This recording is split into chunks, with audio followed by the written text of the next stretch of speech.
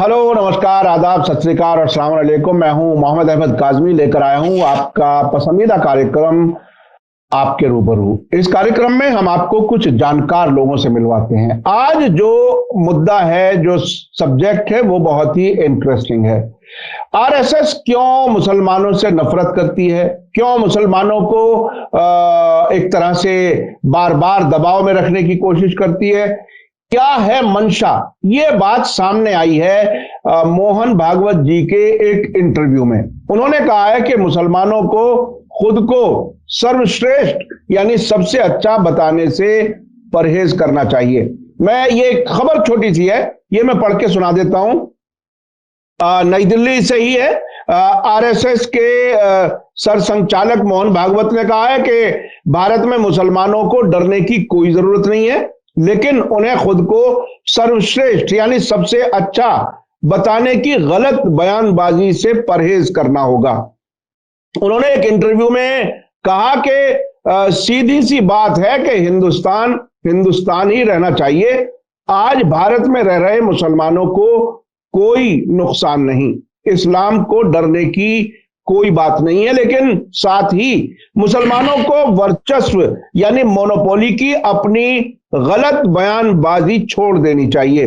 उन्होंने कहा कि हम एक महान जाति के हैं, हमने एक बार इस देश पर शासन किया है। यानी उन्होंने ये याद दिलाया कि मुसलमान ये बात कहते हैं कि हमने एक बार मुल्क पर शासन किया है और इस पर फिर हुकूमत करेंगे। सिर्फ हमारा रास्ता सही है, बाकी सब गलत हैं। हम अलग हैं, इसलिए हम ऐसे ही रहेंगे। हम एक साथ नहीं रह सकते। मुसलमानों को इस धारणा को छोड़ देना चाहिए। हकीकत में यहां रहने वाले चाहे हिंदू हों या साम्यवादी, सभी को इस तर्क को छोड़ देना चाहिए। अब से पहले वो कह चुके हैं कि भारत में रहने वाले सभी हिंदू हैं। तो ये एक तरह से बात सामने आई कि आखिर आरएसएस मुसलमानों को कहां रखना चाहती है, इस पर बात करेंगे। इसके अलावा मैं आज जिन मेहमान से बात कर रहे हैं वो हैं शब्बीर अहमद विद्रोही साहब, जो नागपुर में रहते हैं, एनसीपी के लीडर हैं। बहुत ही बेबाक अंदाज में अपनी बात रखते हैं और बड़ी जानकारी है उनको हिंदू धर्म के बारे में भी, और चूंकि नागपुर में है, आरएसएस को भी बहुत अच्छी तरह से जानते हैं।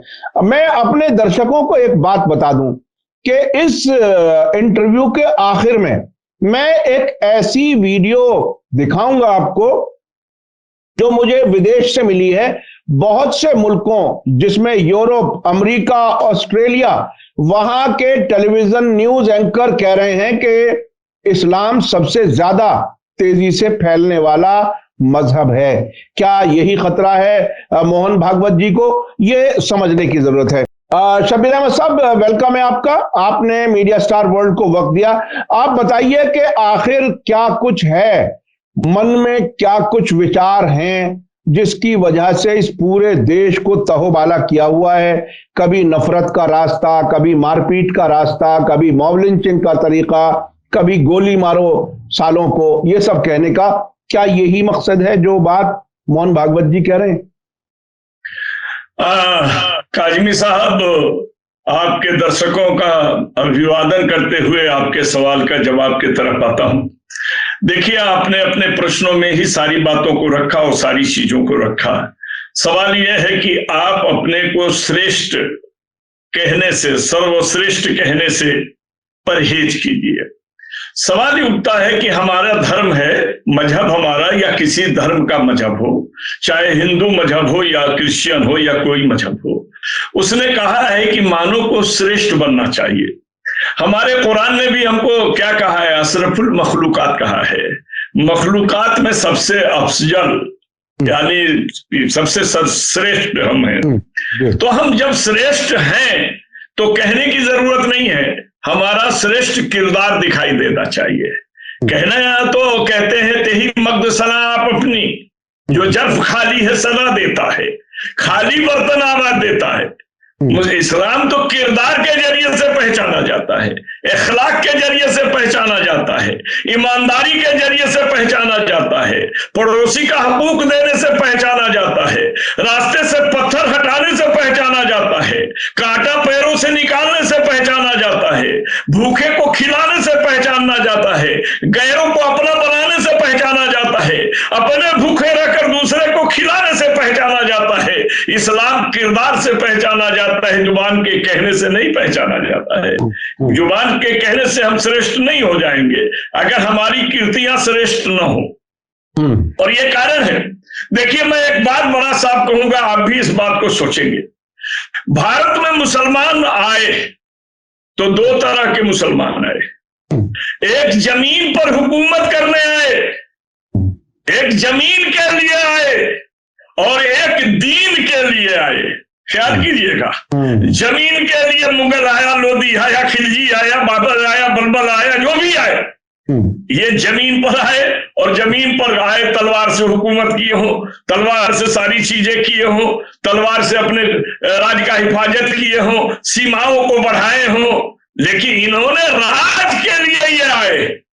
लेकिन जो दीन के लिए आए, ख्वाजा मोइनुद्दीन चिश्ती आए, और भी लोग आए। अब आप देख लीजिए, जो जमीन के लिए आए वो जमीन में चले गए, समझ लीजिए। उन्होंने दीन नहीं फैलाया, उन्होंने हुकूमत की, और हुकूमत में वो राज्य रक्षक बनकर रहे। अपने राज्य में सारे मजहब के लोगों की हिफाजत करने के काम किए। आज अगर ये बात कर देंगे तो सती प्रथा की जो बात चलती है, और उसमें वो रानी की बात चलती है, याद कीजिएगा, वो चिट्ठी पाकर के भी मुगलों ने अपनी फौज भेज दी थी गैर राजा से। हिंदू राजा आपस में लड़ रहे थे, वहां उसकी इज्जत बचाने के लिए बहन मान करके राखी का जो त्योहार है उसका जो आधार दिया जाता है, यानी कलावती रानी के लिए फौज मुगलों ने भेज दिया था। तो हम हमदर्दी से पहचाने जाते हैं, हम तो सेवा भाव से पहचाने जाते हैं। और जब ये हमारी भावना रहती है तो हमें सर्वश्रेष्ठ या श्रेष्ठ कहने की आवश्यकता नहीं है। हम तो जो हमें देखता है वो श्रेष्ठ मानता है। एक दौर था कि लोग रास्ता देखकर कहते थे कि इधर से मुसलमान गुजरे हैं, जिस पर हमने 4 लाइन लिखी थी। एक वक्त था जब था मेरा नबी से वास्ता, गुजरने के बाद हंसकर कहता था रास्ता, हमने हटाए राह के कर दो गुबार खार, मेरी ही ठोकरों से पैदा हुई बहार। अब गैर के अतवार को अपना रहे हैं हम, अपने किए हुए की सजा पा रहे हैं हम। आज की हालात क्या है, आज वो ये जानते हैं क्या है। एक बार आपने सुना होगा, उन्होंने कहा था कि जो भारत में है वो सभी हिंदू हैं। और अभी भी आज पढ़ा आपने, हिंदुस्तान को हिंदुस्तान रहने दो। अरे भाई, हिंदुस्तान को पाकिस्तान कौन बना रहा है? हिंदुस्तान को श्रीलंका कौन बना रहा है? कोई नहीं बना रहा है। हिंदुस्तान को हिंदुस्तान से बदलने की किसी की ताकत नहीं है, लेकिन तुम हिंदुस्तान को हिंदू स्थान बनाना चाहते हो, ये फर्क है। हिंदुस्तान को तुम हिंदू स्थान बनाना चाहते हो। हमें इससे भी एतराज नहीं है। कारण क्या है? हम इससे लड़ाई नहीं लड़ते। हम तो ये जानते हैं कि कोई भी रोता हुआ बच्चा आए, अगर हम उसको चॉकलेट दे दें या उसका आंसू पोंछ लें या पुचकार लें या पीठ सुहरा दें तो मेरे गोद में बैठ जाएगा। हम इस्लाम हमारा फैला ही कैसे है? हमारा इस्लाम तो अखलाकों से फैला है। तुम्हारे किसी चीज के बनने बिगड़ने से हम खतरे में नहीं है। खतरा तुम कह सकते हो, हम तो हर खतरे को अपनी आजमाइश समझते हैं। हम हर खतरे को अपना इम्तिहान समझते हैं।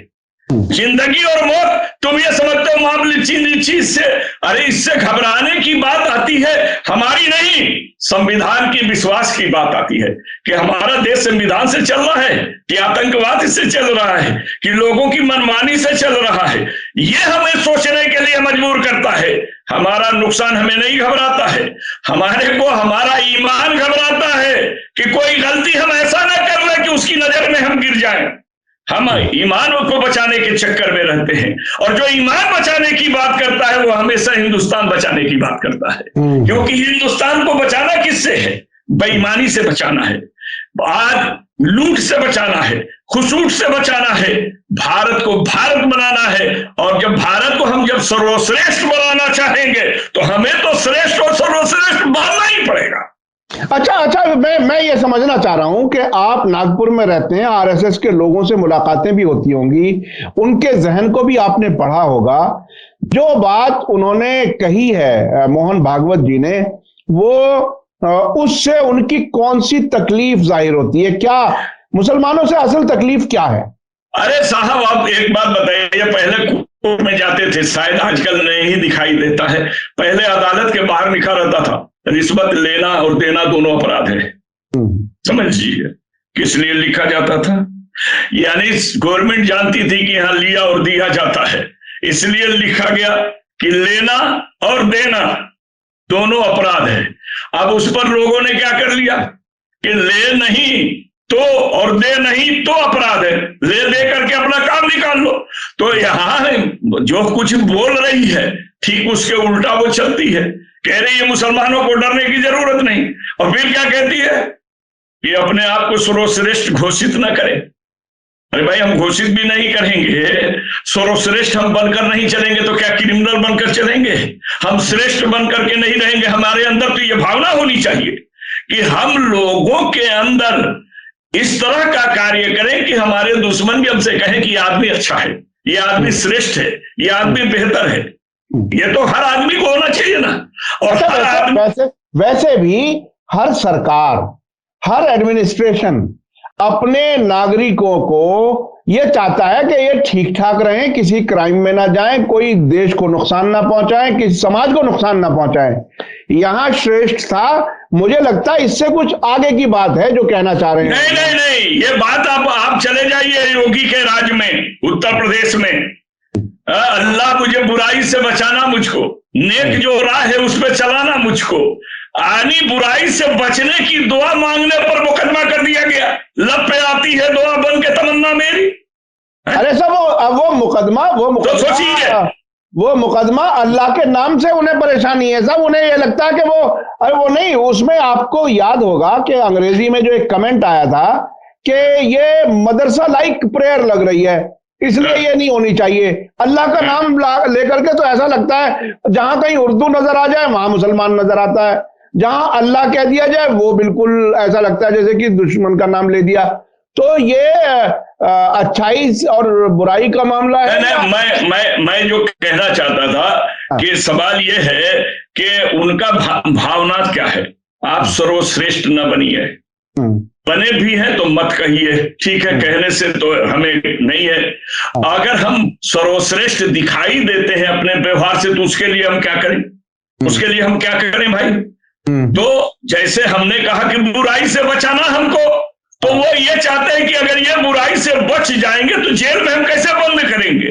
तो वो तो ये चाहते हैं कि इनको हम बेगुनाह के छोटे छोटे गुनाह में बड़े बड़े दफा लगा करके हम बंद करते हैं, तो इनको बेगुनाही से कैसे रहने दें? और जहां ये श्रेष्ठ दिखाई देने लगेंगे तो श्रेष्ठता को सभी लोग ग्रहण करेंगे।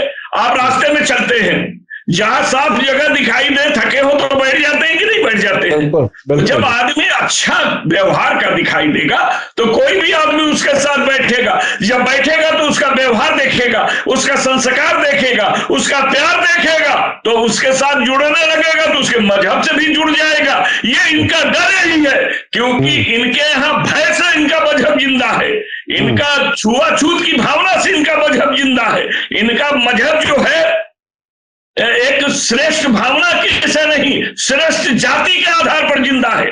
भावना श्रेष्ठ होना चाहिए, कार्य श्रेष्ठ होना चाहिए। यहां जातियां श्रेष्ठ हैं, वो अनपढ़ भी हो तो उसका ये पैर छुएंगे, समझ लीजिएगा, उसी से कथा कहेंगे। तो जहां पर आदमी के किरदार से सर्वश्रेष्ठता बनती हो वहां कोई डर नहीं है। जहां एक जाति श्रेष्ठ अपने आप को बनती हो तो वहां तो परेशानी आएगी ना। और उसी जाति का वर्चस्व जो है वो आरएसएस के अंदर है, उसी जाति का वर्चस्व है। तो ये मुसलमान को इसलिए इन्होंने ले लिया है कि आप जानते हैं ना कि जो चीज ज्यादा कठोर हो जाती है वो चूर चूर हो जाती है, जो ज्यादा मुलायम होती है वो लचक जाती है।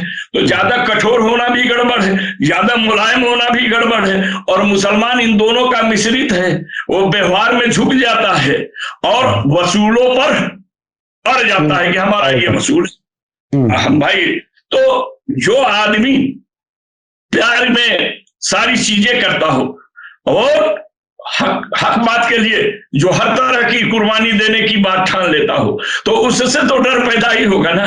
वो हमको कह रहे हैं कि डरने की जरूरत नहीं है। अरे हम इसके लिए नहीं डरते हैं कि हमारी मौत हो जाएगी, वो तो अल्लाह ने लिख दिया है, जिस दिन होना है हो जाएगी। हम इसलिए डरते हैं कि भारत के संविधान की मौत हो रही है, तुम उसे मार रहे हो, संविधान को खत्म कर रहे हो जो देश को चलाने के लिए है। तो मेरा इनका सारा लेना देना यही है, मुसलमान इनके लिए बहाना है और इसके बहाने हर छोटी कौम को दबाना है, ये सीख लीजिए। मुसलमान एक बहाना है। अच्छा, मोहन भागवत जी ने पिछले दिनों कुछ मुसलमानों से मुलाकात की थी और एक मस्जिद में गए थे और एक मदरसे में गए थे। अब ये इस तरह की बात कह रहे हैं। पूरा अगर सब कुछ मिलाकर के देखा जाए तो आखिर चाहते क्या है मुसलमान से? मुसलमान कहाँ चला जाए, क्या करे, वो क्या होना चाहिए? वो ये चाहते हैं, वो साफ चाहते हैं कि मुसलमान श्रेष्ठ और सर्वश्रेष्ठ न रहे, मुसलमान आरएसएस को श्रेष्ठ मान ले और आरएसएस के बताए हुए रास्ते पर चले। वो ये चाहते हैं। अब सवाल ये है कि यहां हमारा ईमान खतरे में है, मुसलमान कहीं खतरे में नहीं है। ईमान दो तरह के हैं, एक ईमान जो है अल्लाह के वहदानियत को मान लेना, नबी की नबूवत को मान लेना है, और एक ईमान ये है कि हम सबकी खिदमत के लिए हैं। ईमान के लफ्जी मानी होता है मानना। हम दुनिया में इसलिए आए हैं कि अल्लाह की वहदानियत, नबी की नबूवत के साथ अल्लाह के सारे मखलूकों के साथ व्यवहार इतना प्यारा करें कि वो मखलूक भी खालिक के तरफ झुके और बुराइयों से बचे और डरे तो सिर्फ अल्लाह से डरे, किसी और से न डरे। इसीलिए यहां श्रेष्ठ की बात है। जो एक से डरेगा वो सबसे डरेगा नहीं, तो नहीं डरेगा तो श्रेष्ठ है, यह सर्वश्रेष्ठ है। लेकिन अब ये चाहते हैं कि तुम ये मत करो, तुम डरो दबो, जो डरेगा वो मरेगा, दब के रहो। यानी सारी कहानी डर के रहो, कमजोर रहो, पढ़ो लिखो नहीं, अपने आप को। हाँ, नहीं, देखिए, हकीकत लोगों ने आज तक नहीं बताया कि पाकिस्तान का बंटवारा क्यों हुआ, कैसे हुआ, और 2 बार हुआ, एक बार नहीं हुआ।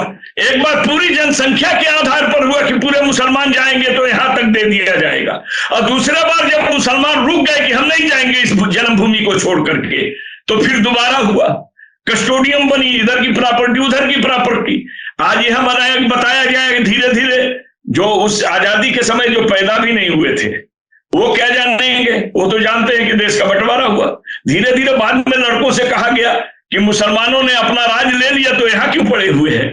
उन्हें ये नहीं बताया गया कि वो अपनी जमीन लेकर के बैठे रहे, भारत माता से प्यार करके बैठे रहे, भारत को अपना भारत समझ करके बैठे रहे। ये पाकिस्तान में जाकर मुहाजिर बनना नहीं चाहे, वो अपने माँ बाप की सरजमीन को छोड़ना नहीं चाहे, वो मातृभूमि के साथ जो है हुब्बुल वतनी निब से ईमान को बांध कर रहने लगे। ये बात तो खत्म कर दी गई। यहाँ एक ही नारा चला कि मजहब के नाम पर पाकिस्तान बन गया थी, इनकी क्या जरूरत। और ये बात धीरे धीरे जाहिलों के दिमागों में घर करने लगा, जो इतिहास को जानते नहीं है। आज भी कहते हैं कि तुमको तो पाकिस्तान मिल गया, तुम यहां क्या कर रहे हो। समझ लीजिएगा, उसी तरीके से ये अगर हम श्रेष्ठ नहीं बनेंगे तो क्या बनेंगे, तब हम गुलाम बनेंगे। अगर हम श्रेष्ठ अपने आप को न बने तो गुलाम बने।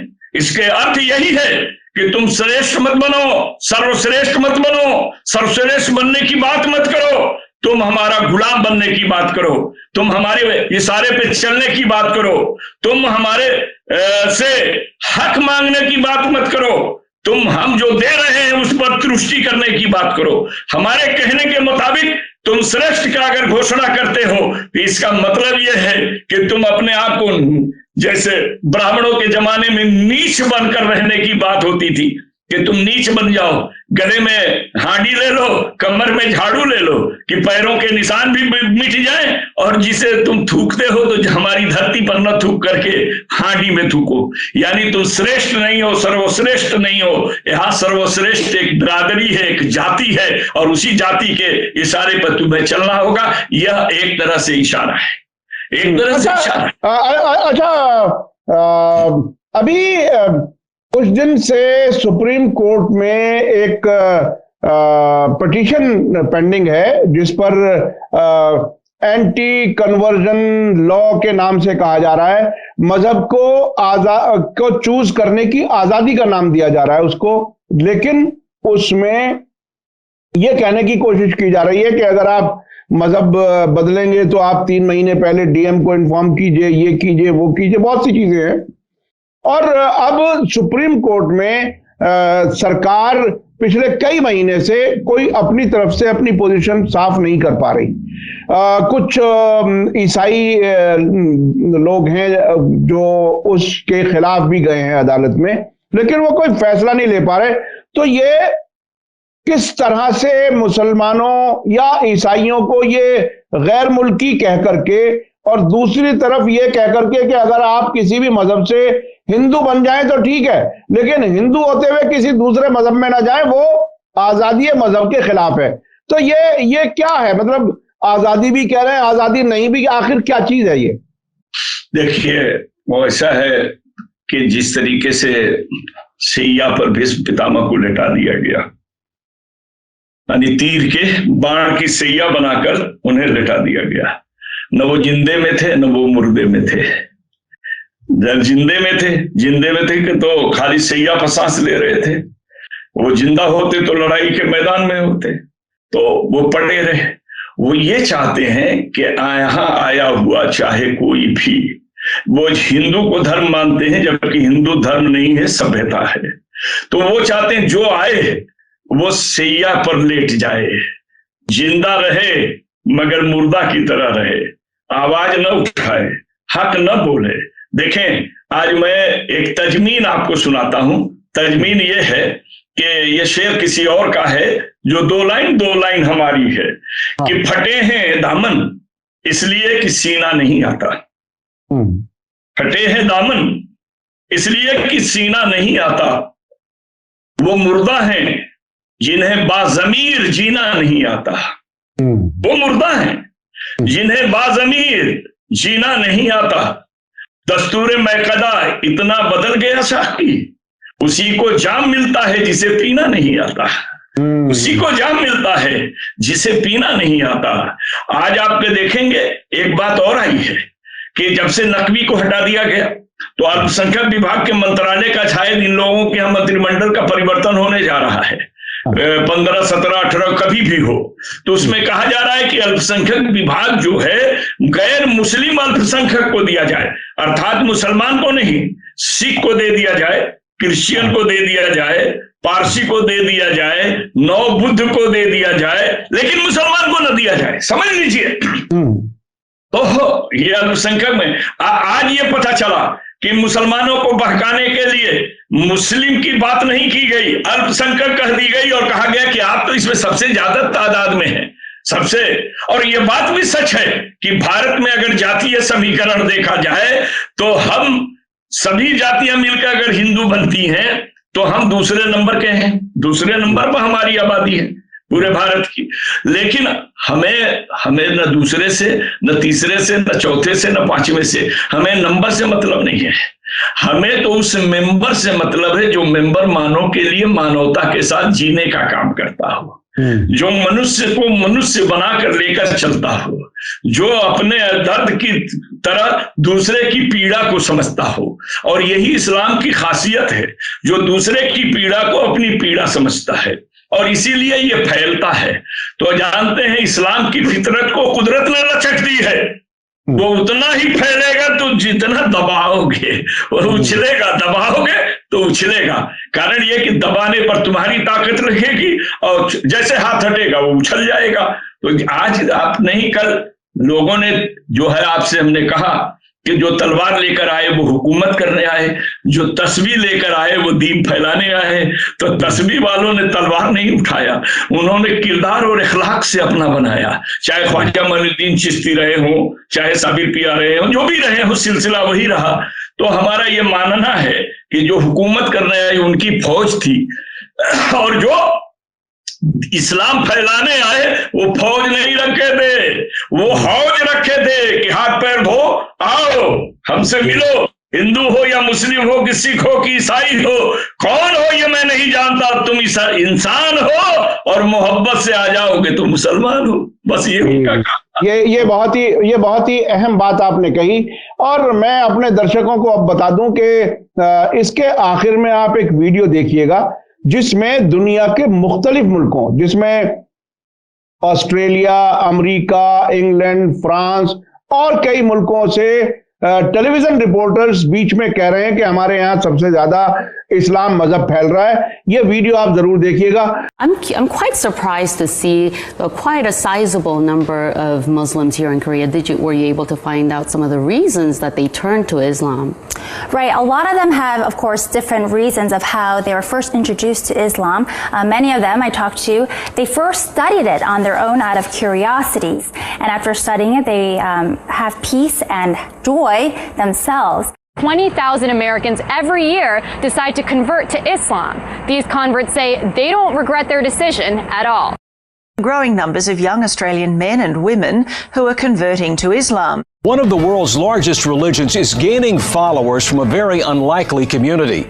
A growing number of Hispanics are changing their religion and following the teachings of Islam. 4000 personnes en moyenne chaque année, généralement des jeunes et de culture ou de foi chrétienne, choisissent de devenir musulmans. According to a report by Faith Matters, the UK is seeing a surge in Brits converting to Islam. In the last year, around 5,200 people in Britain converted to Islam.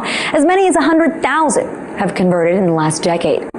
Warum dennoch immer mehr Deutsche zu Moslems werden? Martin Toroxel berichtet. It's the world's fastest growing religion, Islam. Islam is the fastest growing religion in the world. Islam remains the fastest growing religion. Islam is the world's fastest growing religion. Census suggests many of them are turning to Islam. Islam is the fastest growing religion in all of Canada. Islam is growing faster than ever, with some studies suggesting it could eventually become the dominant faith. Maltese Polyboyko has the story. The number of Muslims living in Japan, though small, has more than doubled in the past decade. How big Islam has become in Russia's capital city. Tens of thousands come to mark Ramadan, so many that some must even pray outside. 5,000 people converted to Islam in the UK. Laut einer Studie sind seit 2004 jedes Jahr rund 4.000 Bundesbürger zum Islam übergetreten. Das sind 4-mal so viele wie in den Jahren zuvor. The number of converted Muslims in Norway increased to at least 3,000 in recent years. And why shouldn't they be? Islam is the fastest growing religion in the UK. Despite those statistics, Islam is the fastest growing religion in Europe. How priests and preachers enter Islam. Many of the miracles that Jesus had done, I found them in the Quran. There were even a couple of Jesus miracles mentioned in the Quran that were not mentioned in the Bible. What brought me to Islam is me trying to convince someone else to become a Christian.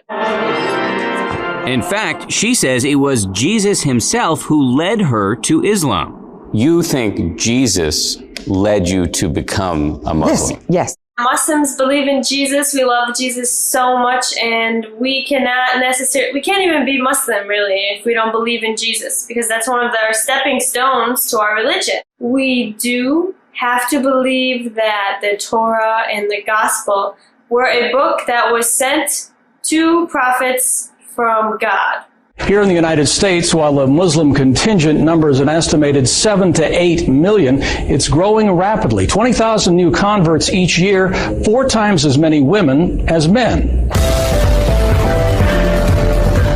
Growing numbers of white British women are converting to Islam. I don't know if you're aware, but recently there's been a rise of Latinas converting into Islam. So why are they doing it? Crossing over. Why so many young Australian men and women are now converting to Islam.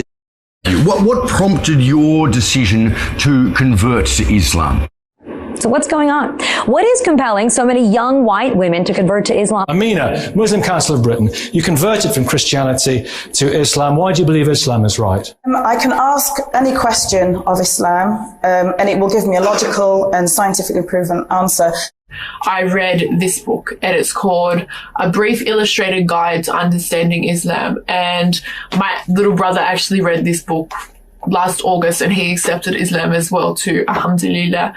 So I read this book, and I read about the scientific miracles of the Quran, and this started it all. Like, I've read a million other sources as well, but this was the book that started it all for me. The concept of God was very bizarre growing up. I didn't understand how 3 could equal 1. And so when I heard about Islam and they told me about all the attributes of God, this was like eye-opening. I was like, wow, I couldn't believe it. Converting to Islam, the 100,000 converts now is up from an estimated 60,000 10 years ago. The majority are women with an average age on conversion of 27. Venons-en au dossier de cette édition consacrée à la décision prise par 30 à 70 000 personnes en France de se convertir à l'islam. Ce sont essentiellement des femmes qui font ce choix. Pour quelles raisons? C'est ce que Pierre Nicolas et Jean-Michel Mier ont demandé à 2 d'entre elles. Écoutons leur témoignage. According to that same population projection, Muslims are the only major religious group expected to grow faster than the global population as a whole. I would like to tell you that Islam is amazingly coming up with a lot of women who are entering Islam at a time when people are saying that Islam is oppressive to women, and also the priests, preachers, ministers like myself who have come to Islam are in great numbers. A former female priest who spent more than 2 decades in the Episcopal Church is now speaking out after being defrocked because she embraced another faith.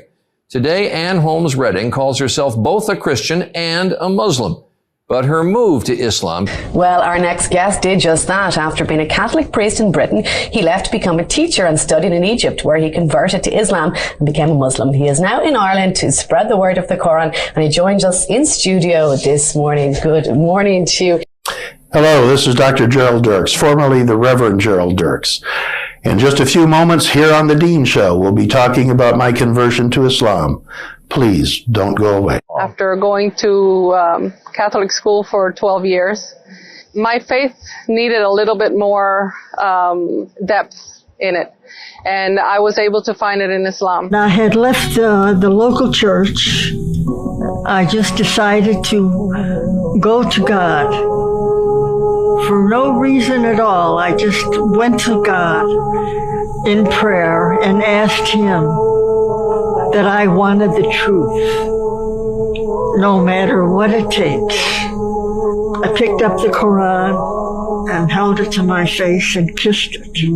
And I stated, why hasn't anyone told us about this? Christianity is on the decline in Europe, and something else is starting to take its place. Muslims will soon outnumber practicing Christians in Europe. As a Christian, I consider Jesus a prophet, but he's a prophet of the one God. There's not several. So as a Christian, I worship Allah. If you're not Muslim, stop scrolling. Listen, before I became Muslim, I thought that Allah was a different God. It's not. It's the same God.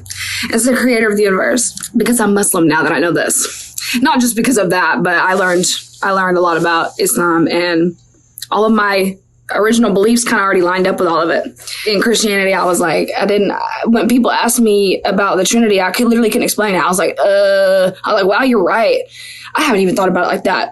So it makes sense. Islam makes sense. Islam is so beautifully making sense. It's a very inclusive religion, more inclusive than Judaism or Christianity. Judaism has its chosen people, the circumcised. Christianity has its chosen people, the baptized. The chosen people of the Quran are all monotheists, any of them. From Adam on, there's an unceasing stream of prophets, beginning with Adam, coming down through Isaiah, Abraham, Moses, Jesus, John the Baptist, Mary, the mother of Jesus. The name exalted over and over in Islam is Jesus. I was told that Jesus is the Messiah, who will come back at the end of time to establish the kingdom of justice and peace. Not Muhammad? Not Muhammad, the Christ, son of Mary. You cannot be a Muslim if you don't believe Jesus is the Messiah. It's in the Quran. Start reading today. Start reading today. Start reading today. Start reading today. Start reading today. मुझे लगता है कि आपको ये video अच्छा लगा होगा और मैं इसी के साथ इजाजत ले रहा हूं जनाब शब्बीर अहमद विद्रोही साहब से। इसी के साथ मुझे दीजिए इजाजत। धन्यवाद, शुक्रिया। जय भारत, जय हिंद।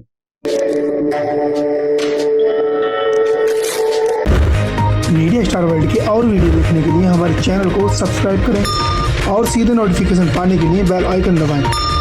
और अगर हमारी खबर सच्ची और अच्छी लगे तो अपने व्हाट्सएप, इंस्टाग्राम, फेसबुक और ट्विटर अकाउंट पर जरूर शेयर करें।